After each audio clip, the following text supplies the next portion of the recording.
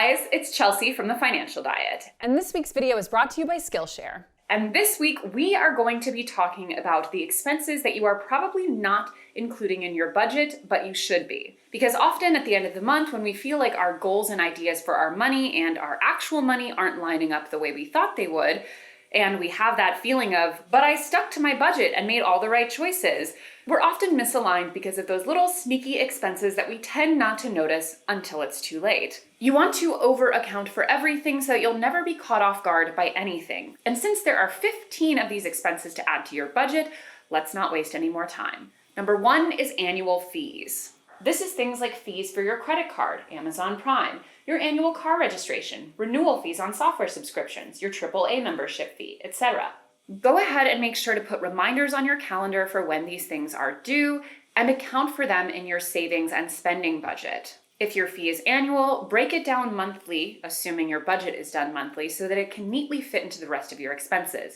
If an annual fee is $120, tack on that $10 a month. Number 2 is holiday gifts and other related spending. While it would be nice to forgo gifts and just enjoy the quality time spent with loved ones that the holidays can provide, this is America, bitch. We're about the gifts. We're about the swag. Your mother doesn't want any time spent with you by the fire telling family stories. She wants an iPad.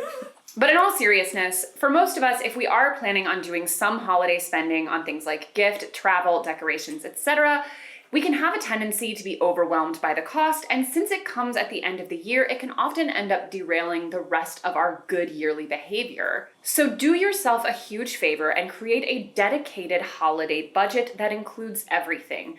Gifts, and that way you can stick to the budget well ahead of time and decide who's getting the iPad and who's getting cookies. We're talking holiday travel so that you're never caught off guard by how much it costs to go fly to see a loved one. Decorations, if you're putting up decorations in your own home.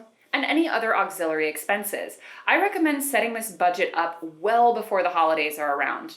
No reason you couldn't do it now for this year's holidays. The point is you want maximal time to save for it and minimize the extent to which you'll be surprised by how expensive the holidays can be. Number 3 is seasonal utility increases. For instance, depending on where you live, your utilities will tend to be quite different in July than they are in January. For those of us who live in New York City with steam heat and window units in the summer for AC, we will often spend on average about $50 to $100 a month more in the summer than we do in the winter. Take a look at your past year's utility bills, note the differences in months, and actually integrate them into your budget. And you can extend this beyond the basic utilities and also account for auxiliary weather regulation in your home, which can include things like space heaters for that one weird room in your house that never gets hot, like our guest room. It's like there's dementors in there all the time. Or it could even be things like humidifiers and dehumidifiers, depending on your weather needs. And don't think that just because one of these things is small that they don't add up. Consumer Reports estimates it would cost just under $3 a day to run a space heater during your waking hours. That's over $84 a month in additional utility costs for one measly space heater. Number 4 is feminine products and personal care items. These are often the types of things that you can just pick up absent-mindedly while shopping that add up to huge costs at the end of the month. Even though tampons and other period products are an essential need for women, consumers still have to pay a sales tax on them in 35 states. The average sales tax in the US is 5%, so a $7 box of tampons will cost about 35 cents in taxes. The average woman will use about 240 tampons a year, which comes out to about $50 each year with tax. And if you're not including personal care items as a line item in your budget, it is time to do so. Take a look at the past few months of spending and see how often items like this end up working their way into your carts without necessarily being reflected in your budget. From tampons to ibuprofen to makeup to toothpaste. The point is not necessarily to cut any one of these items out specifically. For example, if like me, you spend a good amount every month on dry shampoo, that's your life to live. But do make sure that it gets accounted for even when it doesn't neatly fit into any other item category. Number 5 is pet costs. According to the ASPCA, the annual total cost of having a dog can run between $1,400 and $2,000 a year when you tally up food, grooming, medical care, toys and supplies, etc. It's around $1,100 a year for cats. And if you're spending $100 or more on something a month, it definitely needs to be a line item in your budget. And if, like me, you have a pet you travel with frequently, or who has health concerns of any kind, that number can easily go way, way up in a given year. Pet insurance can be a great option, although it's not a perfect solution for any given situation, but making sure to integrate the expenses of your pet and to account for when things aren't going totally perfectly, for example, senior pets have much different considerations than puppies or kittens do, is an important way to ensure that you'll never be caught off guard. Number 6 is pet sitting, plant sitting, and house sitting. Now, my previous point only spoke to the costs of owning a pet, but not necessarily to ensuring they're cared for when you're gone. That could include things like dog walking, someone babysitting your pet while you're traveling or out of town. When it comes to things like your plants, it could be someone coming by to water them on a certain schedule when you're not able to do so. It could be someone house sitting for you while you're gone for an extended period. When it comes to things like pet sitting, that can easily run you $50 or more a day in cities like New York City. And even if your friend's doing it, please still pay your friend. Don't make this be some weird thing where they now feel obligated to take care of your pet for free. Long story short, anytime you are planning for and budgeting for travel, do not forget to include the cost of what it will take to maintain your life when you're not there.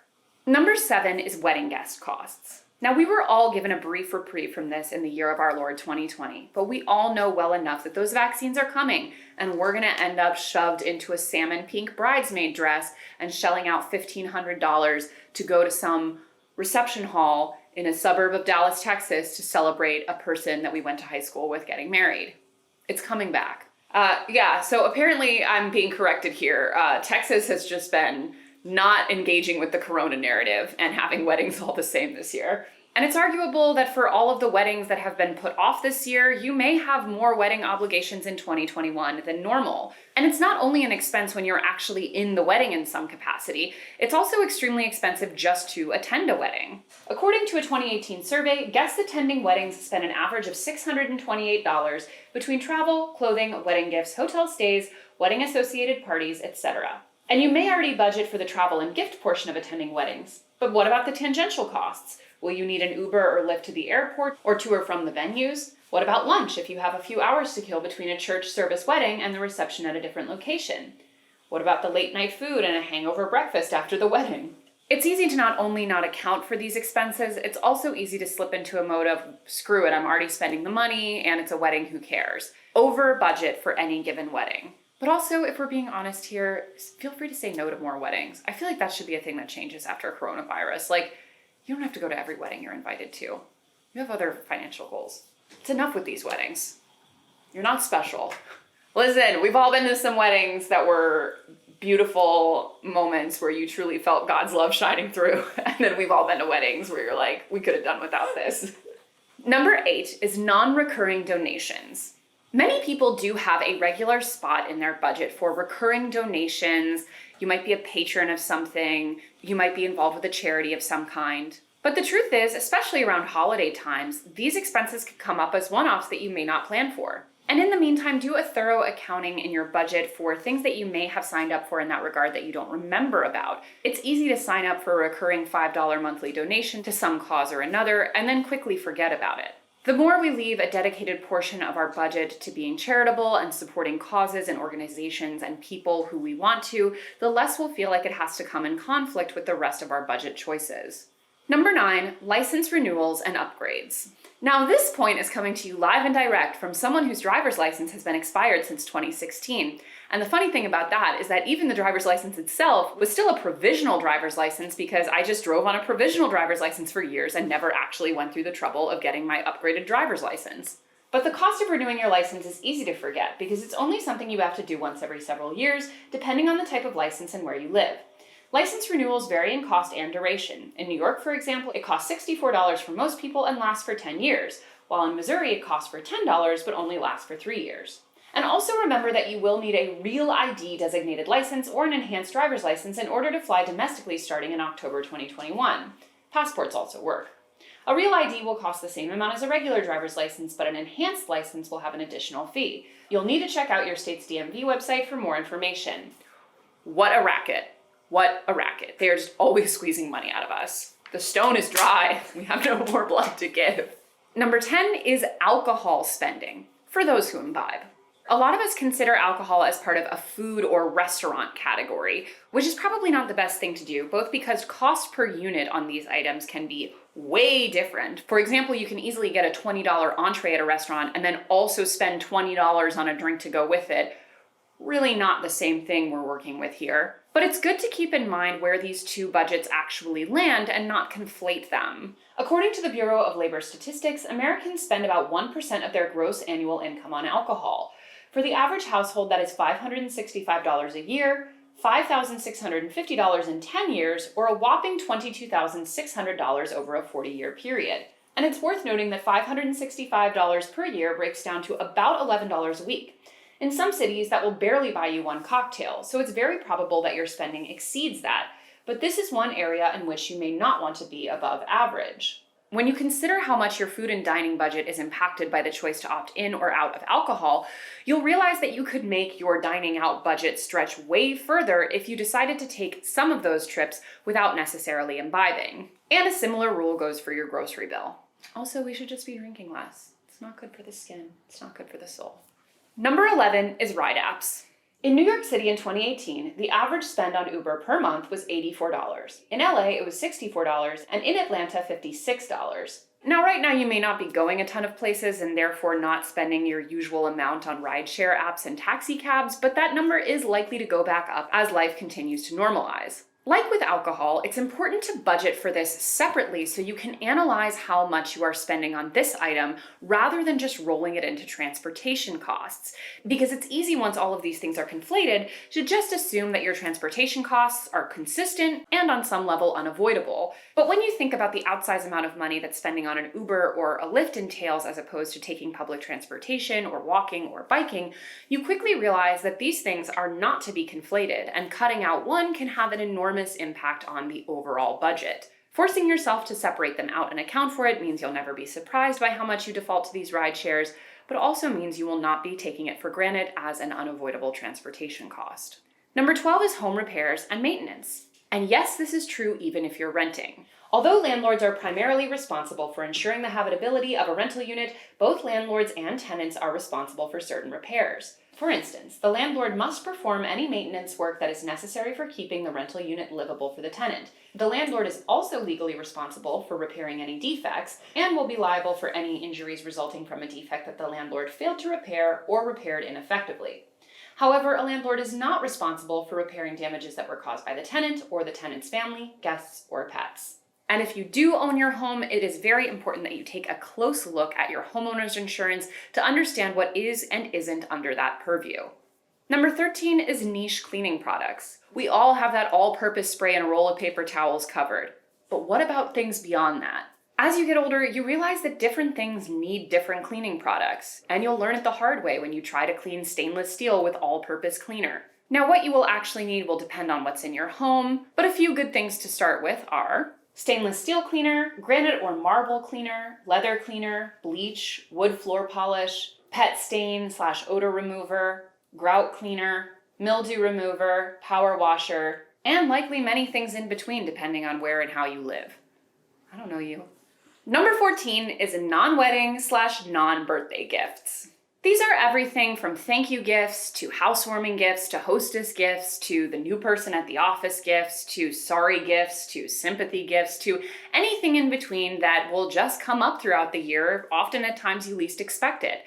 Having a small dedicated budget for all of the incidental gifts not only helps you never be surprised by those costs, but also help you to be the person who doesn't show up empty-handed and remembers people's special moments, which will take you pretty far in life. Lastly, number 15 is tipping. Anyone who, beep, beep, beep. Public service announcement coming in hot. Here's the deal. Put down what you're doing or eating or thinking about. If you watch TFD, if you even dare to breathe on the TFD community or comment section, and you do not tip at least 20%, 20% is the floor, not the ceiling, get out of here. Get out of here. If you cannot afford to tip, you cannot afford to utilize the product or service. And I understand. You're like, the system is unfair. Why should I have to tip a server when they should just be paid a fair wage? I agree. The answer to that is you should also be advocating for a much better system and a much better minimum wage for tipped workers. We could phase out a tip system, but that's a policy change. Occasionally, establishments will eliminate tipping and compensate their workers more fairly, but outside of that, if you are going to a restaurant, for example, and you decide it is within your budget to buy that food, you must integrate a good tip into it. And especially in the year of the pandemic, when we are reliant on service workers more than ever, that person who's crossing town in a snowstorm to deliver your food deserves a very good tip, especially when you consider that some of those apps tend to cut in on those tips. And if you're ordering something and your pre-tip total is really low, always make your tip at least $5. Even if you're ordering a $5 coffee, you're paying these people for their time and they are not fairly compensated otherwise. Now I'm looking to you, my beloved, chic, thoughtful, always on point TFD commentariat, to shut down anyone who tries to start a fight about how you shouldn't have to tip 20% or you shouldn't have to tip at all or whatever. We're not having that debate here. This is my house. Get out of here if you want to have that debate. Tip well and integrate tipping into your budget, or you can't afford the thing. That's the end of that story. Skillshare is an online learning company with thousands of inspiring classes for creative and curious people. Explore new skills, deepen existing passions, and get lost in creativity. Skillshare offers creative classes designed for real life and all the circumstances that come with it. They can help you stay inspired, express yourself, and introduce you to a community of millions. Right now, Skillshare is offering classes in professional-level smartphone photography, houseplant maintenance, defining your creative style, and more. In the class YouTube Success, Script, Shoot, and Edit with MKBHD, YouTuber and podcaster Marquez Brownlee will walk you step by step through every stage of content creation for YouTube, from scripting and storyboarding to shooting and editing. Skillshare is curated specifically for learning, meaning there are no ads, and they're always launching new premium classes so you can stay focused and follow wherever your creativity takes you. And it's less than $10 a month with an annual subscription. The first 1,000 people to click the link in our description will get a free trial of Skillshare Premium. As always, guys, thank you for watching, and don't forget to hit the subscribe button and to come back every Monday, Tuesday, and Thursday for new and awesome videos. Goodbye!